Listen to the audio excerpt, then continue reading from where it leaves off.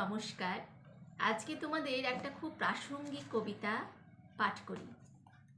তুমিও বলবে কার্তিক ঘোষের লেখা। আজকে সবাই এই মুহূর্তে প্রত্যেকটা মানুষ নম্বরের ভিত্তিতে ছেলে মেয়েদের বিচার করে, সেই সংক্রান্ত এই কবিতাটা। ভালো মেয়ে ঠিক কাকে বলে জানো? ভালো ছেলে মানে কি? তুমিও বলবে সহজ প্রশ্ন, মাপকাঠি একটি। যে মেয়ে পেয়েছে অঙ্কে 100, যে ছেলে ভূগোলে সেরা, তারাই তো ভালো, সবাই বলছে হীরের টুকরো এরা।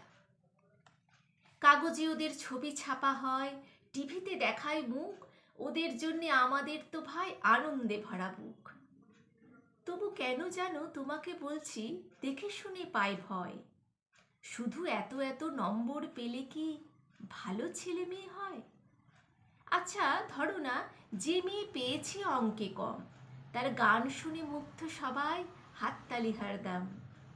ওই ছেলেটা পাশ করে গেছে এবারেও টেনে টুনে, বলতে কি ভাই আমরা অবাক ওর আবৃত্তি শুনি। নাটকেও তার নেশা আছে বেশ, পরের বিপদে ছুটে যায়। পাড়ার তিন্নি বাংলায় 30 পেয়েছে মোটে, কিন্তু মেয়েটা খেলাধুলোতে 10খানা গায়ে নামে। সত্যি বলো তো, তুমিও বলবে ওরা নয় কেউ দামি? চাই যে অনেক ইঞ্জিনিয়ার, চাই আরও ডাক্তার, পাশাপাশি চাই শিল্পী, খেলুড়ে, স্নেহময়ী সিস্টার। কম নম্বর পাওয়া ছেলেটাই কারিগর বলি আজ, দেশটা গড়তে তার হাতে দেখো কত দরকারি কাজ। পরের দুঃখে কাতর যে মেয়ে মুখটি করেছে কালো, কম নম্বর পেয়েছে বলে কি বলবে না ওকে ভালো? আজ অভাবের টানে কলেজে পড়েনি, ছোট দলমার বাড়ি, তবুও ছেলেটা বাবা মাকে দেখে ভাড়াতে চালায় গাড়ি।